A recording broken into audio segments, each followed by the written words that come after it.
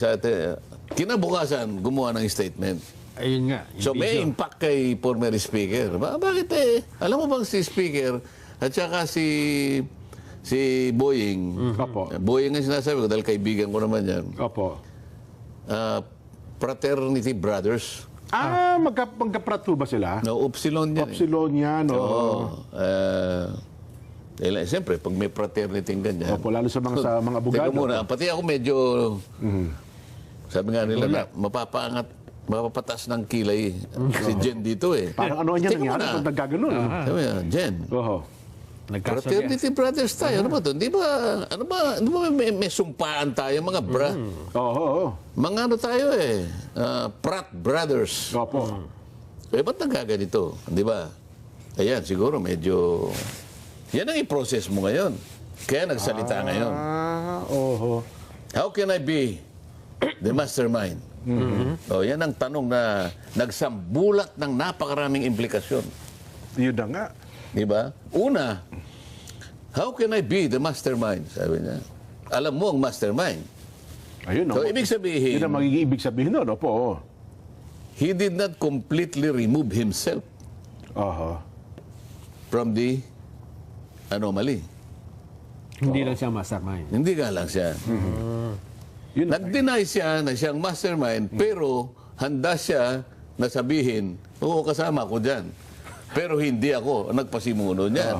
Hindi ako mastermind. Yun ang implikasyon nun. Marami daw siyang alam eh. No? Di ba? Sa kasalukuyan, saka sa dating administrasyon, yun po binabanggit niya. So, marami siyang alam, pero hindi siyang mastermind. Hindi na niya dinideny ang kanyang involvement dito. Pero pinakikita niya, he's only calibrating his possible culpability. Opo. Saan kaya ako? Hanggang dito, dito, o dito. Pero ang involvement nandun. So, yun ang negative implication ng kanyang pagkakasabing, how can I be the mastermind? Ang tanong naman ni Nelson, why not? Ba't ka hindi ikaw? How can't you be? Sabi ni Nelson eh. You can be. Anong pag-usapan pa natin dyan? Nagturo siya eh. Di ba? Opo. Sabi niya, the national budget does not depend only on one person. Di ba? So, parang natago siya sa complexity ng bureaucracy. Opo. Sabi niya, inano niya yung budget process. Di ba? Opo. Preparation, executive department. Authorization, Congress. Ito na yung ano eh. Ito na yung budgetary process. Authorization yun eh. Babalik ngayon sa executive execution. Yun. Di ba? Yes po. So sinasabi niya, hindi lang naman. The budget, totoo naman eh. Ay, ba't mo sinasabi ngayon yun? So, sinabi mo ngayon na, teka, talagang ang involvement nito umikot sa dalawang departamento. Tama? Tama po. Kasi mukhang tinuturo niya, executive, sa pamamagitan daw po ng DPWH. Tapos tinuro niya si, anong pangalan? Si Saldi at saka si dating Senate President. Nakalimutan niya. Wala akong gustong kampihan dito. Hindi ko mo kasama ko sa Senado si dating President, Senate President Chis Escudero. Nakalimutan yata niya na si Chis, 2025 lang siyang naging Senate President. Ang pinag-uusapan ng anomaly rito, 2023, 24, 25, na siya ay House leadership. Siya ang Speaker. Siya mismo ang Speaker. Sino yung mas involved kaya? Ang binabanggit lang doon sa kanya state Kahit president. na inaalis mong involved, pero si Chis 2025 lang na Senate President. Ikaw, you sat as a Speaker for the rest of this period where the anomaly began and terminated. Sino ngayon ang merong mas malaking culpability? Ito yung implication ng kanyang statement eh. Ayun. Dahil sasabihin niya, nagbigay naman ako ng ng statement sa ICI. Nakipag-cooperate nga rin siya sa mga investigation na ginagawa siya. No, sinabi niya, I kept my silence in respect to the legal process. Bakit, Jen? Yung legal process ba, sinasabi niya, kailangan kang magpakatahimik? Walang sinasabing gano'n. Walang ganon. Oho. The legal process will proceed whether in silence Tama. or otherwise. Oho. Abay, teka muna, pinagtatalunan nga namin sa Senado eh. Inimbita ka eh. Hindi ka dumating. Oho. Doon makakapagsalita ka. But you chose to be silent. Ano, pangatawanan mo. Sasabihin mo, in respect of the legal process. Teka mo, pinatawag ka eh. It's part of the legal process. Oho. Inimbita ka eh. Hindi siya pumunta. Eh, yung naman nagpatawag naman kasi.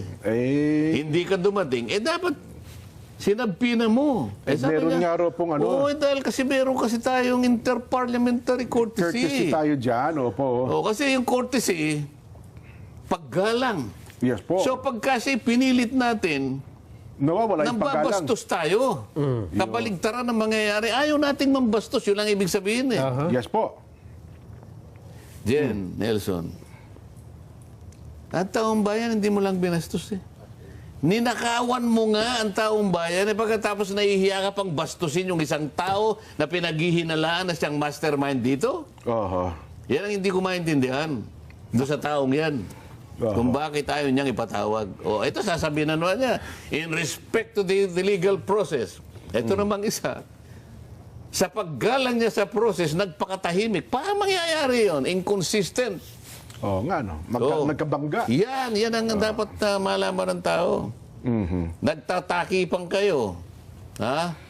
Nagtatakipang kayong dalawa. Kaso sa mga pangyayari ngayon, Sen, mukhang kahit pag magtakipan pa, lumulusot talaga. Lumalabas talaga katotohanan. Sasabihin niya yung... ako naman ako ang speaker. Oo. I have general supervision Opo. Napakalakihan niya ng over the Kongreso. committees. Oo. But I do not control them. Yan. Oho. O ano sabi ni Nelson? So, Bulitin natin, ha? I have general supervision over the more than 80 committees of the House of Representatives. But I have no control over them. yan. Sabi ni Nelson, Oo. tell it to the Marines. The 18? Tell it to the 18 Marines. Ay, nako. Anyway, Sen, ano ha? Wala na tayo. Pumunta na po sa mismo ng check eh. Yung si DOJ Secretary. Dito nga, makukuha mo na eh. Pwede. Ano ba kami ni Jeff pumunta sa... Tatanungin niya. Sabi, kasi may narinig kami na nahuli, na detain, Yes blah, po, blah, oh. blah. Can you please show us the notification process? Kasi automatic yun eh. Sabi ko nga sa iyo kanina, mati-trigger yun eh. It's automatic. Sasabihin na, teka kayo, sandali, give us 5 minutes. Oo, ando na. Check lang pala nila. There is nothing here. What is his name? Saldico, Eli Saldico, a former representative of the House, lower house. Ayan. Opo. It's not here, sir. Wala. Can you please recheck? Wala sa record. Ano? Yes, sir. Nothing. O, edi wala. Eh, ba't ka pupunta ron? Yan ang ibig ko sabihin. So dapat yun muna ang first O, di step. maiisip mo talaga, spring. Tingnan mo muna pala doon. So, meron lang pinapunta ron para samantalahin yung... Hindi naman siguro. Hindi naman natin sinasabi yun. Ako, dahil nga sa, hindi ko nga masyadong mapiho Opo. na talagang tama yung ibinulong sa Pangulo, baka gawa-gawa niya lang. Oho. Kasi may proseso nga eh. Kung alam nila yung proseso, Posible namang hindi nila o alam yun, baka Sen. mag-text lang sa kanila. Pagkatapos, alam mo naman, ang ganda ng AI ngayon. Opo. Meron nga ako nakitang AI eh. Dalawang pulis eh, nakaganon si Saldico eh. Huli na. Huli agad. Pina-check ko sa SOCMED ko. Teka muna nga, totoo ba ito? Arrested nga talaga. No? Alam mo, kasama po doon sa makasaysayang bridge eh. Na imposible na parang akala mo ng background na historical pa. Oho. Alam mo, in 3 seconds, sumagot yung SOCMED. Sir, AI po eh. O, Hindi baka totoo. ka kung ganun ang nakita. Hindi, pero ako naman, Sen, bilang Pangulo ng ating bansa at para i-announce ko itong bagay na ito, Anong malay ko naman? Bakit? Sa tatanungin ko pa ba siya, secretary ko siya o sino man yun. Siyempre ako, naniniwala ako doon. Alter ego ko to eh.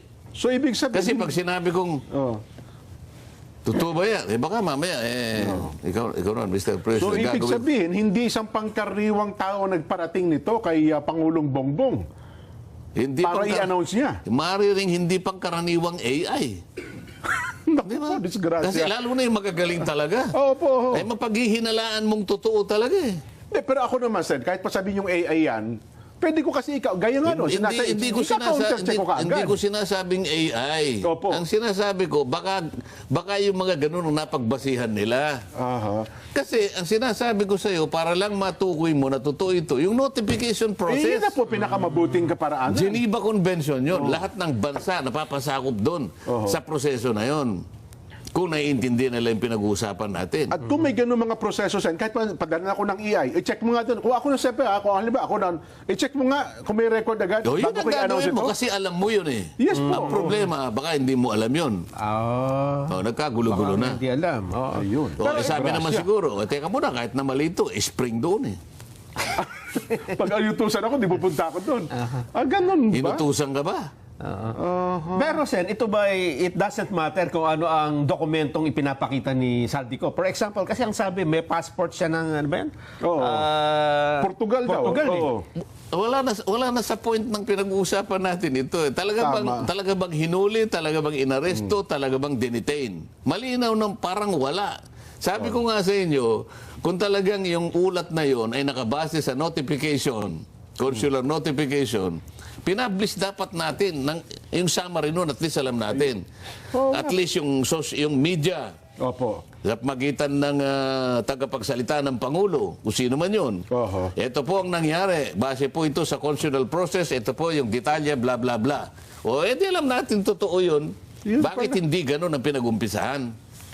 Kumbaga sa isang pagkariwan lesson, yung police report, mayroon kang initial police report. At saka May blatter. may blatter Kasi ka. may record pala eh. Ito pala, yun po, naka-blatter dito. Ano pa ang detalye niyan? Tsaka mo ngayon susunod yung detalye. Sige, tapusin na natin yan. Ano pa ang Ganun pag-uusapan pala. natin? Pero teka lang, sir, ihabol ko. Paano kung baka naman kasi nga ginamit yung passport ay Ang kulit Portugal? eh, no?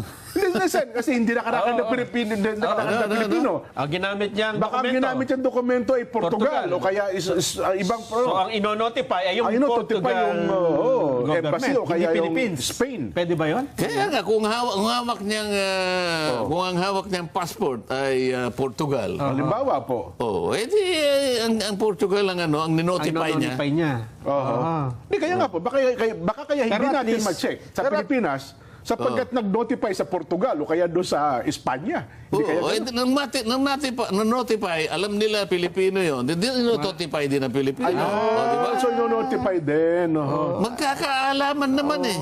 At saka, hindi karaniwang tao si Saldico. Kasi sasabihin ng Portugal, special ano lang ito, nabigyan na, pero Pilipino ito, i-notify mo yung Pilipinas. Ayun, ganun pala kadali.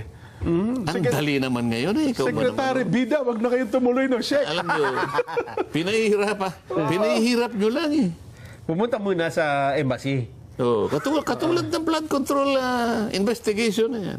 Pinipilit na pinahihirap lang eh. Napakasimple lang, tuntunin yan eh. Hindi, nang hinayang ako bigla sa bagyo ituloy yan. Kasi meron na ako, pinapupunta ako ng himpilan eh. Talagang binabalik sa spring eh, no? Pinapupunta na po ako dun eh. Hanapin Para daw alamin ko si Saldi ko eh. Kung totoo eh. Nang himpilan. Opo, oo. Alamin daw. Checking ko mamaya kung talagang pinapupunta ka. Hindi kasi kayo nakita ko naman, bagla tayo lumipat ng Paksasan, nakita ko si Congressman Pido Garbin. Si Kong Pido pala. Nakita mo saan? Hindi, ini-interview. Ini-interview si Kong Pido. Sabi ni Kong Pido, nagkataon naman daw, yung kanyang chief of staff pala nasa Madrid. Okay. Yung palang Madrid, parang maikli lang, malapit lang Malapit pala. lang, oo. Within 1 hour, nandun siya sa Czech. Pinapunta daw niya yung kanyang chief of staff. I-check mo nga kung totoo ito. Wala daw nakuha. Hindi naman magkalapit yun, ikaw naman. Naka-aeroplano lang sa aeroplano. Mga 1 hour na aeroplano daw po. Hindi malapit yun. Hindi, ibig sabihin, ganun lang bilis. Kabilis, Opo. Lilipat ka ng Mediterranean Sea. Opo. Kaya sabi daw kayo ng chief of staff, sabi, boss, walang record eh. Hindi namin matagpuan. Pero yung sabi-sabi pa rin yun. Opo, Ang tama sinasabi ko sa iyo, Ito official. yung consular notification, Official. official yun. Yan. Para sa ganun, walang puwang yung pagkakamali at pag-aalinlangan.